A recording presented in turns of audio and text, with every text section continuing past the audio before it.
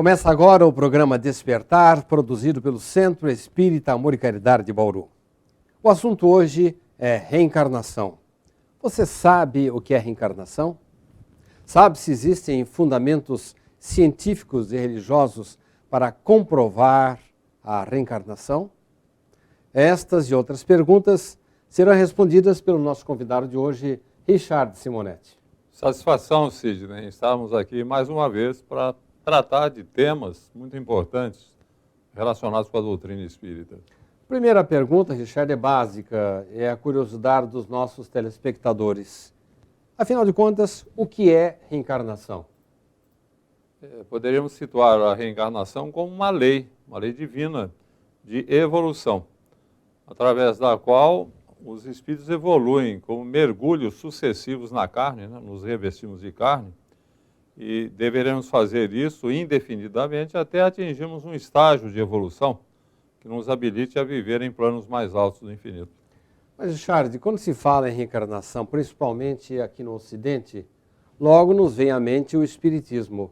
Foi o Espiritismo que inventou a reencarnação? Não, a reencarnação o Espiritismo apenas define a reencarnação. Inventou, assim como o Newton não inventou a teoria da gravitação universal, ele apenas a enunciou. O Espiritismo enuncia a reencarnação, que existe desde o aparecimento do homem na Terra. O primeiro homem apareceu a reencarnação, porque o primeiro homem foi já um espírito encarnado. E na medida em que ele foi retornando e as coletividades foram se ampliando, o processo reencarnatório foi se instalando cada vez mais, se desenvolvendo. Faz parte do processo de nossa evolução. Então o Espiritismo não inventou a reencarnação. Se nós bem observarmos, desde as culturas mais antigas, pegar a civilização egípcia, a civilização grega, a civilização hindu, a chinesa, você vai ver referências à reencarnação. Inclusive a Índia, por exemplo, é um país eminentemente reencarnacionista, isso há 10 mil anos atrás já se falava em reencarnação. A cultura grega é reencarnacionista, Sócrates, Platão defendiam a ideia da reencarnação, então não é uma ideia inventada pelo Espiritismo. Você falou nos egípcios. O surgimento das pirâmides, os túmulos dos reis, com comidas para uma eventual volta daquele rei, isso já era um indício de que eles aceitavam a reencarnação? Não, aí não era bem aí, não. Aí se tratando dos faraós, eles imaginavam que continuariam a viver no mundo espiritual, mas que haveria necessidade de levarem comida para atender a sua necessidade de alimentação. Não obstante, eles acreditavam no retorno à vida terrestre até atingir um grau de depuração que lhes permitisse ir para um paraíso que eles tinham a consciência de que tinham perdido. Nossos telespectadores, nem todos são reencarnacionistas, e devem estar se perguntando assim, mas dá para provar a reencarnação? Nós podemos encontrar fundamentos científicos para comprovar a reencarnação, Richard? Vamos considerar, antes de mais nada, que metade da população brasileira é reencarnacionista. Uma ideia que está na alma do povo. Então, se nós fizermos uma pesquisa, pessoas que não têm religião, ou que não são católicas, não são evangélicas, ou que não são espíritas, ou que são católicas ou evangélicas, mas você sempre vai encontrar metade da população admitindo a ideia da reencarnação. Mas não é metade da população que é espírita? Não. Metade da população aceita a reencarnação, o que não quer dizer que seja espírita, porque a reencarnação não é propriedade do espiritismo. A reencarnação é uma lei de caráter universal. O espiritismo apenas a enuncia. Você falou em comprovação científica. Nós temos no mundo todo pesquisas que são realizadas em torno da reencarnação, procurando se fundamentar cientificamente que a reencarnação existe. Então, evidências da reencarnação nós temos várias. Por exemplo, as reminiscências espontâneas. Há crianças que lembram de vidas passadas. Isso aí a literatura está cheia de casos aí, verídicos, de crianças que lembram daquilo que foram em vidas passadas. Nós tivemos grandes pesquisadores, temos ainda hoje, que vêm pesquisando essas crianças, fazendo entrevistas, escrevendo relatórios tivemos na Índia muitos pesquisadores, temos nos Estados Unidos. No Brasil tivemos a figura do Dr. Hernani Guimarães Andrade, né, grande pesquisador espírita, que por sinal morou em Bauru também. Ele tinha 75 casos, 75 estudos que ele fez de reminiscência espontânea. De criança que, de repente, ela lembra o que foi no passado, o que, aliás, Sidney, dá um problema sério para a criança e para os pais, né? De repente, a criança acha que aqueles pais não são seus pais, que ela tem outro, que ela tem outra vida, uma outra situação. É uma situação até meio conflitante. Aliás, exatamente para nos resguardar de situações assim que Deus criou o sistema de você não recordar da existência passada. Então, são raros os casos em que o espírito lembra. E esses casos são até permitidos no sentido de oferecer subsídios para que pesquisadores possam constatar que realmente nós reencarnamos. Nós somos espíritos em processo de evolução através de múltiplas existências na carne. As evidências sobre crianças que lembram de vidas passadas são muito grandes. Então, são milhares de casos catalogados. Em vários países, principalmente na Europa, temos nos Estados Unidos, na Índia, no Brasil com o Dr. Hernani. Então, não é uma ideia assim fantasiosa, não. É uma ideia fundamentada na experiência. Agora, há casos de regressão de memória por hipnose, né? Através da hipnose, o cidadão pode regredir a existências passadas. Tem o coronel de Rochat, um grande pesquisador na Europa, ele fazia as pessoas regredirem até 5 existências atrás. Ia regredindo por hipnose e as pessoas iam relatando o caso. E na literatura mundial nós temos aí centenas de casos de pessoas que lembraram de vidas passadas, que foram pesquisadas, que se comprovou a realidade. Temos a questão das crianças geniais, né? Como é que o Mozart, por exemplo, pode aos 4 anos já se aproximar de um piano e sair tocando? A gente sabe que a técnica não é só você conhecer música, existe toda uma adequação mecânica, é a mecânica de você tocar um instrumento, você tem que treinar, treinar os dedos, treinar o desenvolvimento da melodia, não é uma coisa fácil, não é simples. Ninguém pode nascer sabendo uma coisa que tem que aprender, e se alguém nasceu sabendo, como é o caso de Mozart, certamente ele trazia essa experiência de vidas anteriores. É a facilidade que ele tinha, tanto para tocar o piano como para compor. Gostaria que você nos falasse alguma coisa de Ian Stevenson. Ele não era espírita e foi uma das pessoas de destaque nesse assunto. Foi americano, né, pesquisador, parapsicólogo, fez um estudo muito grande relacionado com o assunto, pesquisou vários casos de reminiscência espontânea, pesquisou casos também de marcas de nascença. É muito interessante essa questão das marcas de nascença. Porque ele pegava essas crianças que têm regressão, né, que lembram de vidas passadas, a pessoa morreu num acidente, por exemplo, ou morreu, o cidadão recebeu um tiro, morreu. Né, no local onde ele recebeu o tiro, ao reencarnar, como ele reencarna logo em seguida, vale destacar que todos os casos de reminiscência espontânea são geralmente casos em que o estágio que o espírito fez no mundo espiritual foi curto. Ele reencarnou quase que em seguida. E reencarnando quase em seguida, ele tem mais facilidade para lembrar do passado.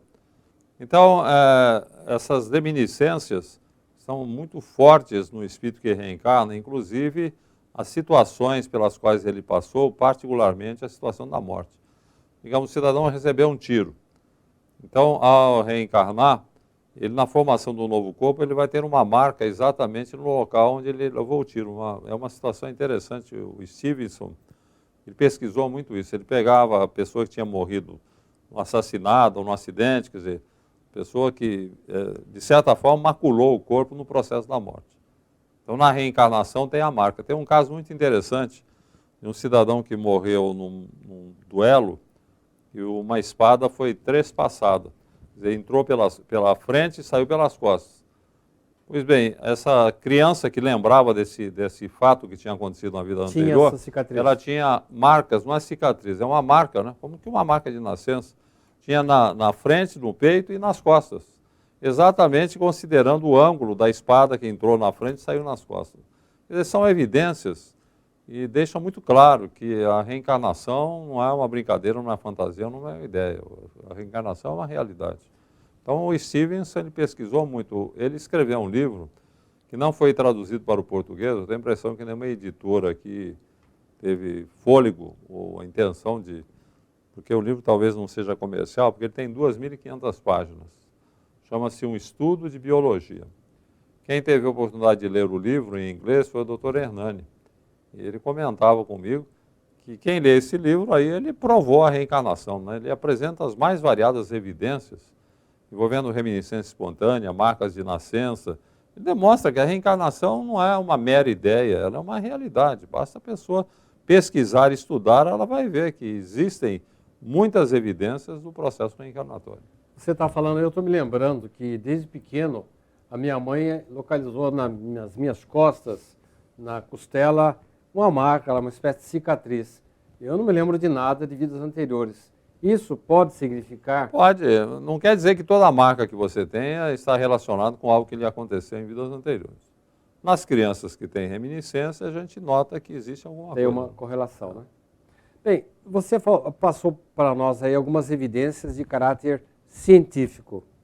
E sobre o aspecto filosófico, Richard, há fundamentos? Eu diria que os fundamentos mais evidentes, aqueles que me agradam mais, são aqueles de característica filosófica, no sentido de você tentar explicar a existência humana. Convencem mais? Os porquês da existência humana. Por exemplo, por que tem na Terra gente rica e gente pobre?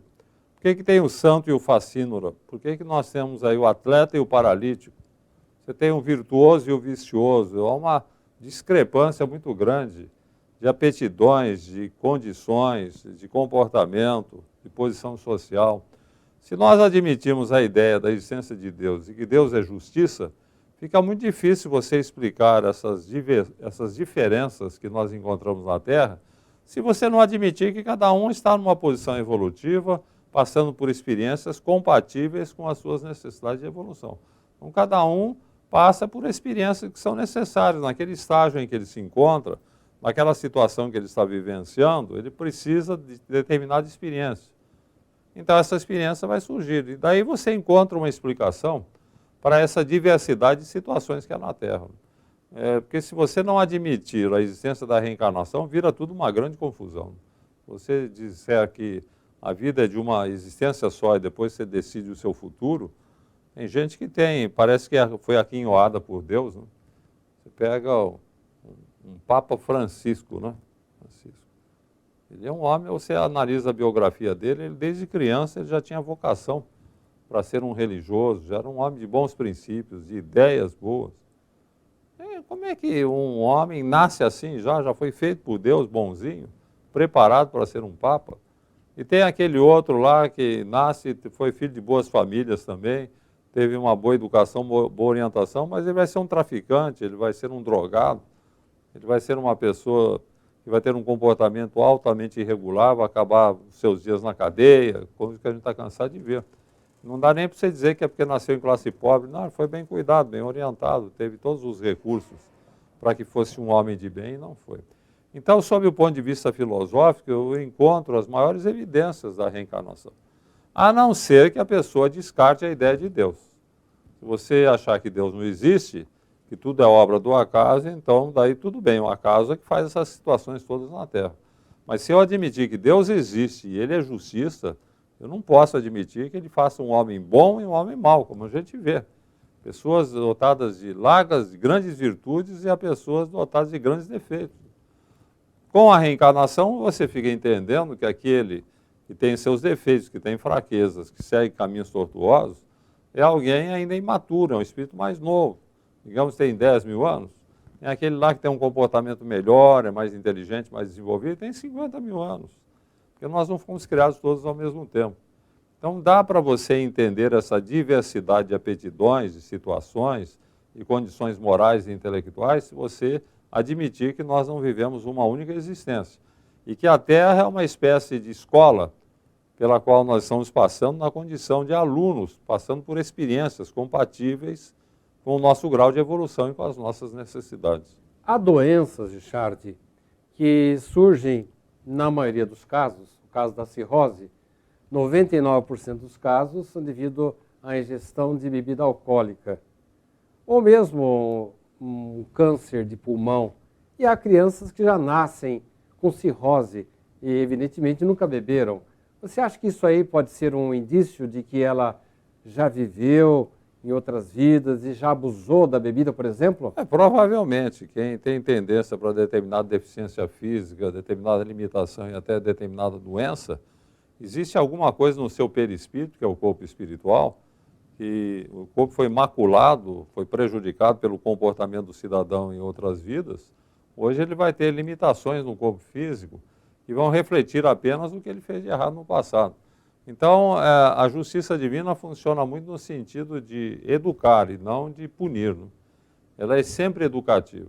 Você falou em alcoólatra, o cidadão foi alcoólatra na vida passada, bebeu demais, acabou literalmente cozinhando o fígado, né? Teve cirrose e morreu.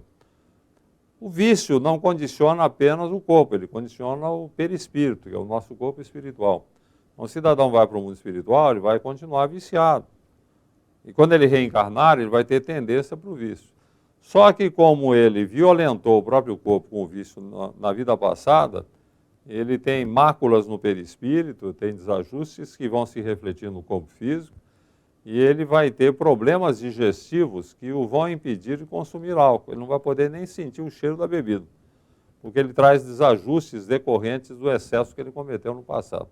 Então, aquilo que eu falei é uma justiça divina educativa.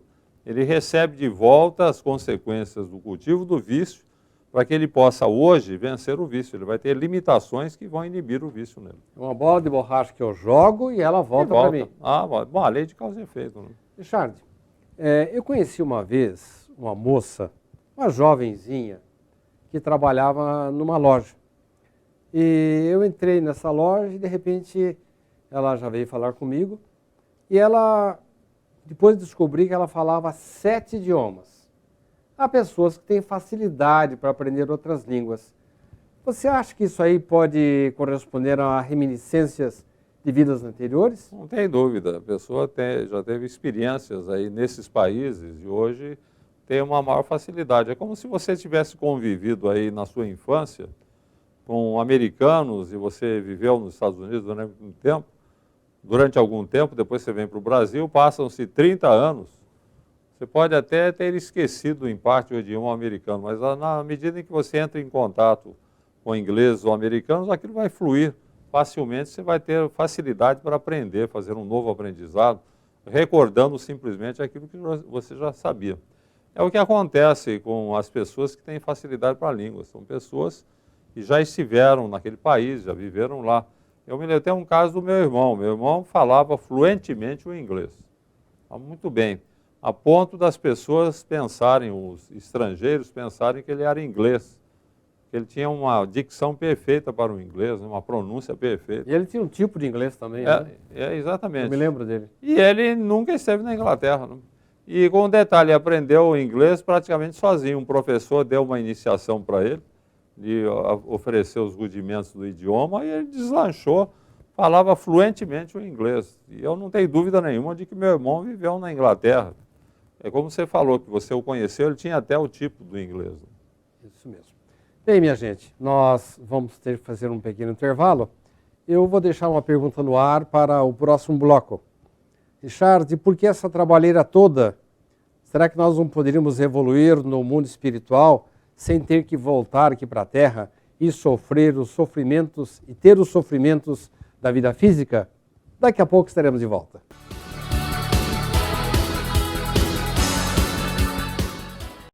A Livraria SEAC conta com mais de 4.500 títulos, obras básicas do Espiritismo, romances, livros infantis, adolescentes e adultos, de todos os gêneros da literatura espírita.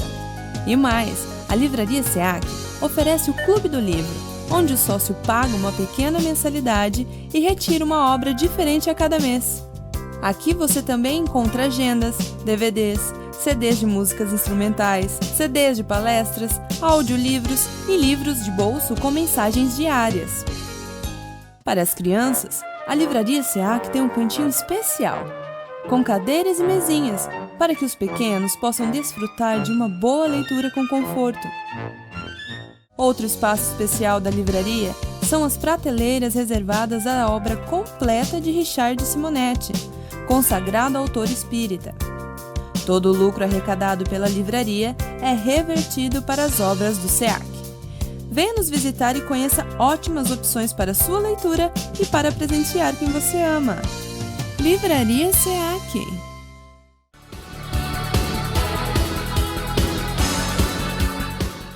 Estamos de volta com o programa Despertar, produzido pelo Centro Espírita Amor e Caridade de Bauru. Richard, ficou uma pergunta no ar do bloco anterior. Por que essa trabalheira toda, Richard? Não daria para a gente evoluir lá no plano espiritual sem passar pela vida física? O espírito evolui também no plano espiritual, ele não evolui apenas no plano físico. Ocorre que no estágio de evolução em que nós nos encontramos, nós somos muito imaturos ainda. Se nós vivêssemos apenas no mundo espiritual, onde não há necessidade de você trabalhar para se alimentar, você não vai morrer de fome porque o espírito é imortal. Se você ficar ao relento, não haverá problema nenhum, quer dizer, há um desconforto, mas não haverá problema de você morrer, por exemplo, se você não se alimentar, se não se abrigar.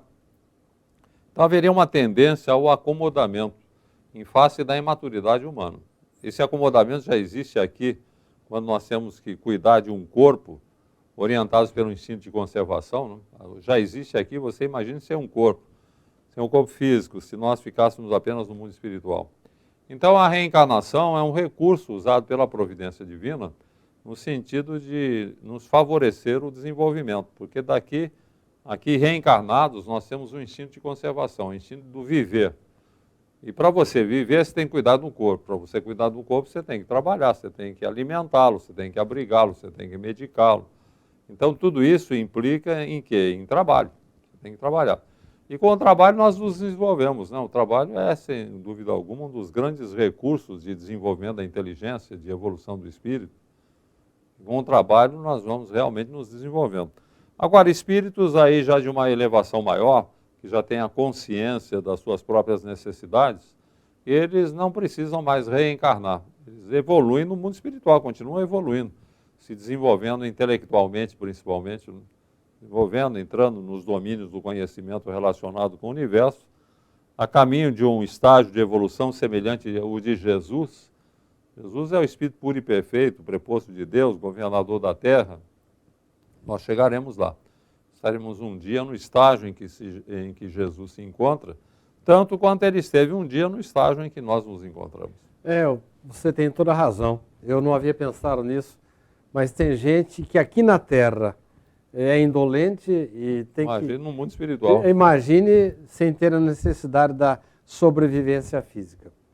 Richard, nos blocos anteriores, nós falamos sobre os fundamentos, as provas da reencarnação sob o aspecto científico, sob o aspecto filosófico.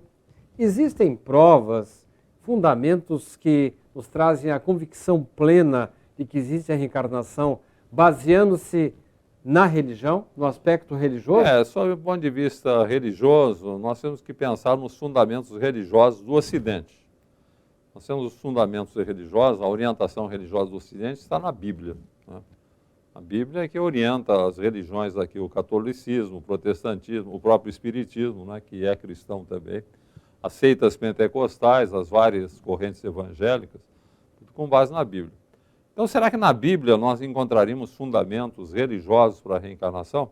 Por incrível que pareça, nós temos, embora as religiões de um modo geral não aceitem a reencarnação está na Bíblia. Em várias passagens evangélicas é muito claro o pensamento reencarnacionista. Por exemplo, nós sabemos que Jesus, quando ele veio ao mundo, ele foi anunciado por João Batista, né? João Batista foi como que uma cerimônia para mostrar a chegada do Messias.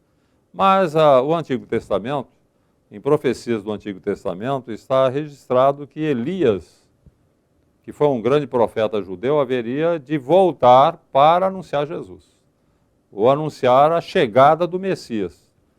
E numa passagem evangélica, os discípulos perguntam a respeito do Elias, né? Porque se o Elias tinha que vir para anunciar Jesus, então onde é que estava o Elias, né? Ele não anunciou Jesus? A profecia não foi cumprida? E Jesus fala para os discípulos que na verdade Elias já viera e que os homens tinham feito dele o que lhes aprouve. Então, exatamente esse é o texto do Evangelho.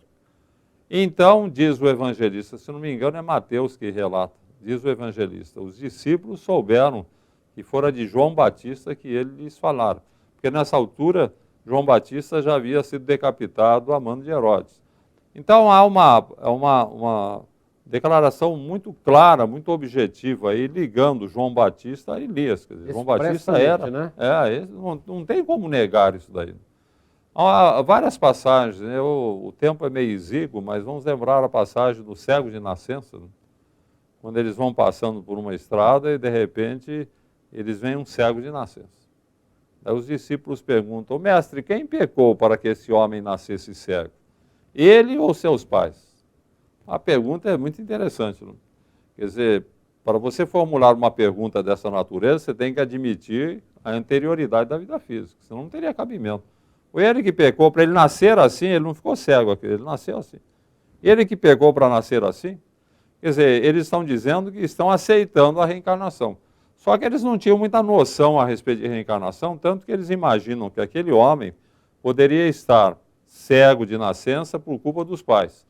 O que já nos remete também à ideia lá do Decálogo de Moisés, onde fala que o Senhor, Deus, né, o Deus dos exércitos de Moisés, se vingaria até a terceira e quarta geração daqueles que o ofendessem. Você nota que essa ideia ainda estava no espírito dos discípulos, mas eles admitiam a reencarnação, senão não fariam essa pergunta, não, por aí. E há outras passagens, né, Richard?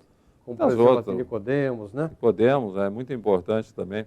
O que acontece, Sidney, é o seguinte, até a Idade Média, lá para o século VI, mais ou menos, havia duas correntes dentro da igreja. Aliás, havia várias correntes dentro da Igreja Católica, e havia uma corrente que defendia a reencarnação.